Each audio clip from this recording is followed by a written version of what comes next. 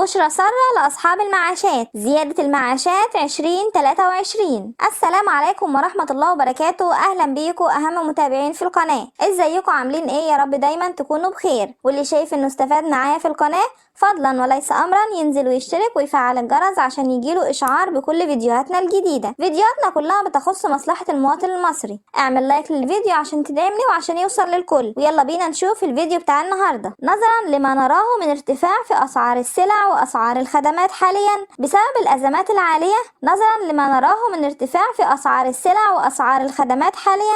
بسبب الازمات العالمية، تتجه انظار الدول حاليا الى اهم فئة وهم أصحاب المعاشات، وذلك لتحسين أوضاعهم المادية والمعيشية. وده شفناه بعد قرار الرئيس عبد الفتاح السيسي في عام 2022 اللي أصدر فيه تطبيق زيادة المعاشات في شهر إبريل 2022 بدلا من زيادة شهر يونيو اللي بيقررها قانون التأمينات الاجتماعية، وذلك بسبب تحرير سعر صرف الجنيه في ذلك الوقت.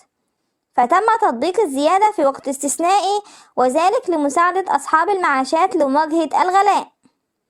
كما تم تطبيق زيادات أخرى في نهاية العام، زيادة 300 جنيه إلى المعاش وتطبيق الحد الأدنى للأجور، وتم زيادتها 300 جنيه، وكل ذلك بسبب غلاء المعيشة. حيث نص قانون التأمينات الاجتماعية رقم 148 لسنة 2019 في المادة 35 على زيادة المعاشات المستحقة بحد أقصى 15%، وذلك اعتبارا من أول يوليو. ولكن طلب بعض النواب بأن يكون الحد الأدنى هو 15% وليس الحد الأقصى، وذلك بسبب ارتفاع نسبة التضخم بالدولة وزيادة أسعار السلع. وبدأت الهيئة القومية للتأمينات الاجتماعية اعتبارا من يناير 2023 رفع الحد الأدنى لأجر الاشتراك التأميني 1700 جنيه بدلا من 1400 جنيه، وكذلك رفع الحد الأقصى لأجر الاشتراك ليكون 10900 جنيه بدلا من 9400 جنيه. وأي تغيرات هيتم نزولها هنزلها لكم على القناة، فتابعونا واعملوا لايك للفيديو